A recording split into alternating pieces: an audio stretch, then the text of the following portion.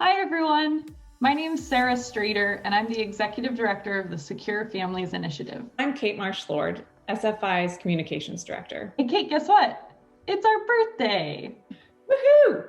Secure Families Initiative is turning 1 year old. It's hard to believe. I know what you mean. This time last year, after you and I had spent months prepping this brand new program, we finally launched our idea baby into the universe. It was pretty nerve-wracking, but I'm really glad we did, and I'm proud of all that we've done. Me too. It's so important for military families to vote and advocate on the issues that impact us, especially the big ones like foreign policy and national security. And we're here to help make that happen. That's right. And in honor of our birthday, Sarah and I thought we'd reflect on all that we did in 2020. And then at the end, we've got a big announcement.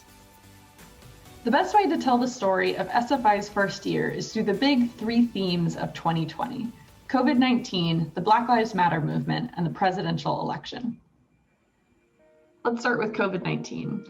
The global pandemic changed just about every aspect of our lives last year. From SFI's perspective, it shut down the world just 2 months after we had started launching. I got back from our first outreach event, the MilSpouse Fest in San Antonio, Texas, just 2 days before flights got canceled across the country. At SFI, we're all about storytelling as a way of helping our civilian neighbors better understand what serving in a wartime military looks like to families like ours. And COVID-19 was the kind of tragedy that exacerbated a lot of the unique challenges that our community was already facing. And so we quickly realized that we had a responsibility and a role to play to help bridge that gap. So we reached out to fellow military spouse and CNN reporter Brianna Keeler to help explain how COVID-19 was extending deployments and, as a result, keeping families separated for longer. As COVID-19 wore on, we worked hard to keep our community of members connected virtually. We hosted engaging events like our conversation with Lindsay Simmons about how her service members' deployments in part inspired her to run for office. COVID-19 taught us many lessons, one of which is that our country's approach to national security needs to do a better job at protecting us from non-traditional threats. That's why at SFI, in addition to supporting military families, we think it's so important that we invest in the non-military tools in our country's toolbox, like diplomacy, development, and yes, public health. Together, we can organize to prevent another coronavirus catastrophe. The second big theme of last year was the growing Black Lives Matter movement. For many in our community, the murder of George Floyd and the subsequent involvement of military force against protesters in DC became a hugely galvanizing moment, even for those of us who may have preferred to stay out of politics before. Our SFI team was eager to jump in and support these efforts. In early June, we received hundreds of RSVPs for our Politics in the Military webinars. So many folks wanted to learn how they could get involved in the anti-racism fight without crossing legal lines. We reached out to news outlets to elevate military spouse perspectives and to spread the word about political involvement. We even got the DoD to clarify a policy related to political signage. At a moment when our community sorely needed evidence-based guidance, we proudly rose to fill that gap. Just as our team wants to hold policymakers accountable to anti-racist outcomes, so too do we want to build an anti-racist organization that elevates the stories and experiences of Black, Indigenous, and military families of color. That's why we've joined 2 coalitions alongside other nonprofits to learn and share diversity, equity, and inclusion best practices. As we look ahead, I ask that you keep us accountable to that goal. Finally, the 2020 presidential election became an opportunity for us to educate the public and mobilize our members. In 2020, SFI became the go-to resource for all questions related to military voting. Some people heard about us on the grapevine and tagged us on social media with their questions. We ran several virtual voter registration drives, including one with Amazon, where we helped register first-time voters, most notably a brand new US citizen. And all along the way, we gathered stories of pain points in our community in order to more effectively advocate for policy solutions in the future. Voting is so important that we knew we couldn't do this work by ourselves, so we founded a brand new coalition structure to expand our efforts. every major military family nonprofit, and even a good number of veteran support organizations as well, have signed on to join our Military Vote Coalition. Together, we sent policy letters and contacted election officials to ensure our voters had access to the ballot box. I can't understate what a big lift this was, but what a powerful and sustainable force of advocacy and outreach this group will be moving forward.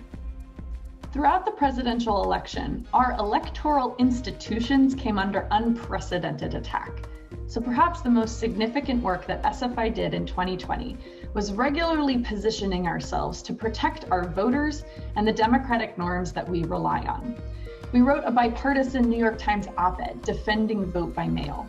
We interviewed with CNN to explain the nature of absentee military voters, like the fact that our ballots can legally arrive after Election Day in some states, and that diverse voting patterns is not necessarily evidence of election fraud.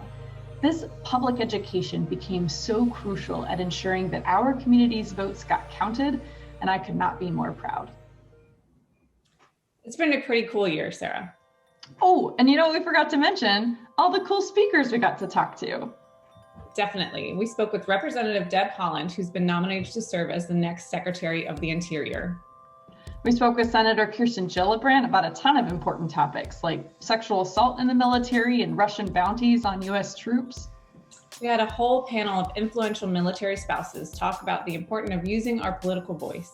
Congressman and Navy veteran Mikey Sherrill gave an awesome keynote that day. And of course, our coalition hosted a military vote rally where we heard from Military Families Caucus co-chair, Congresswoman Cathy McMorris Rodgers, and the next First Lady of the United States, Dr. Jill Biden. That event had some bipartisan goodness.